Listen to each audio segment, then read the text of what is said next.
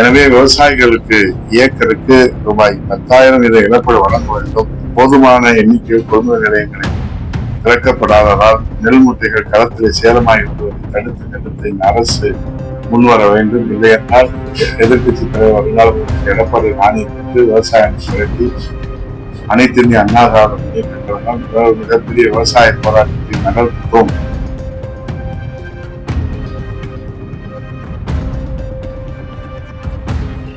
அனைவருக்கும் வணக்கம். 58 கால்வாய் திட்டம் 48 ஆண்டுகளுக்கு மேல உசிலம்பட்டி உள்ளிட்ட பகுதிகளில ஒரு கனவு திட்டமாக இருந்தது. அந்த திட்டத்துல மாண்புமிகு புரட்சி தலைவர் எடப்பாடி தலைமையிலான அம்மா ஆட்சியில தண்ணீர் திறந்து விடப்பட்டு மக்களுடைய கனவு நனவானது. விவசாயிகள் மகிழ்ச்சி அடைந்தனர். புரட்சி தமிழர் எடப்பாடி ஆட்சி காலத்திலே தொடர்ந்து 5 முறை தண்ணீர் திறந்து விடப்பட்டது.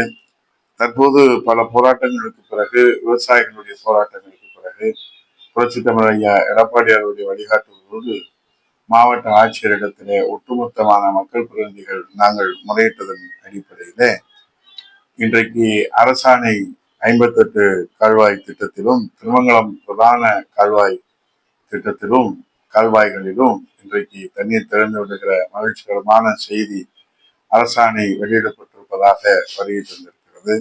இந்த அரசாணையை விவசாயிகளின் சார்பிலே, ஒட்டுமொத்த மதுரை மாவட்ட மக்களின் சார்பிலே நாங்கள் வரவேற்பதோடு மகிழ்ச்சி அடைவதோடு, திருமங்கலம் பிரதான கால்வாயிலே 30க்கும் அதிகமான கண்மாய்களுக்கு நீர் நிரப்புகின்ற வகையிலே திருமங்கலம் பிரதான கால்வாய் இன்றைக்கு திறக்கப்படும் என்கிற அறிவிப்பு மகிழ்ச்சியை அளிக்கிறது.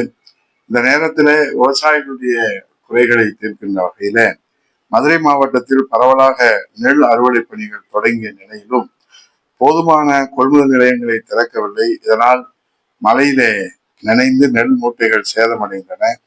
எனவே விவசாயிகளுக்கு ஏக்கருக்கு ரூபாய் 10,000 வீத இழப்பீடு வழங்க வேண்டும். மாவட்டத்திலே இன்றைக்கு அறிவிக்கப்பட்ட அந்த கொள்முதல் நிலையங்கள் எல்லாம் திறக்கப்படவில்லை.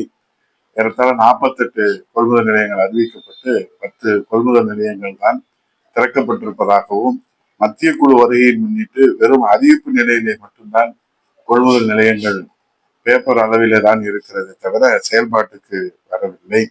அதே போன்று அலங்காநல்லூர் சர்க்கரை ஆலை அந்த பகுதிக்கு உட்பட்ட கரும்பு விவசாயிகள் கரும்பை இன்றைக்கு மிக அருகாமையிலே இருக்கக்கூடிய பகுதிகளுக்கு கொடுக்க வேண்டும் என்ற கோரிக்கை இப்போது தஞ்சாவூரிலே உள்ள கருங்குளம் அறிஞர் அண்ணா சர்க்கரை ஆலைக்கு அனுப்ப வேண்டும் என்று உத்தரவிடப்பட்டிருப்பது விவசாயிகளை வேதனையிலே ஆழ்த்தி இருக்கிறது. ஆகவே இதெல்லாம் குறித்து உடனடியாக கொள்முதல் நிலையங்களிலே கூடுதல் கவனம் செலுத்த வேண்டும். ஆகவே போதுமான எண்ணிக்கையில் கொள்முதல் நிலையங்கள் திறக்கப்படாததால் நெல் மூட்டைகள் களத்திலேயே சேதமாகி வருவதை தடுத்து நிறுத்துவதற்கு இந்த அரசு முன்வர வேண்டும். முதலமைச்சர் அவர்கள் தென் தமிழ்நாட்டிலே இன்றைக்கு முகாமிட்டிருக்கிறார்கள். ஆகவே விவசாயிகளுடைய கோரிக்கை மாண்புமிகு முதலமைச்சருடைய கவனத்திற்கு எடுத்து சென்று இதை முழுமையாக நிறைவேற்ற வேண்டும். 58 கால்வாய் தண்ணீர் திறப்புக்கான இந்த செய்தி நமக்கு வரவேற்கக்கூடிய செய்தியாக அமைந்திருக்கிறது. விவசாயிகளுடைய அந்த மிகப்பெரிய போராட்டத்திற்கு கிடைத்த அந்த பகுதி மக்களுடைய போராட்டத்திற்கு மக்கள் பிரதிநிதிகளான எங்களை போன்றவர்கள் புரட்சி தமிழர் வருங்கால முதலமைச்சர் எடப்பாடி அவர்களுடைய வழிகாட்டுதலோடு முன்னெடுத்த அந்த போராட்டத்திற்கு கிடைத்த வெற்றி. இதுல அனைவரும் பங்கேற்று விவசாயிகளுக்கான வெற்றியை பெற்று தந்திருக்கின்றார்கள். அனைவருக்கும் நன்றியை தெரிவித்துக் கொண்டு, போதுமான நெல் கொள்முதல் நிலையங்களை திறக்கவில்லை என்று சொன்னால் புரட்சி தமிழர் எடப்பாடியார் அவர்களுடைய கவனத்திற்கு எடுத்து சென்று மதுரை மாவட்டங்களிலே விவசாயிகளை திரட்டி மாண்பு முதலமைச்சர் மதுரையிலே முகாமிட்டிருக்கிறார். அவருடைய கவனத்திற்கும் கொண்டு செல்கிறோம்.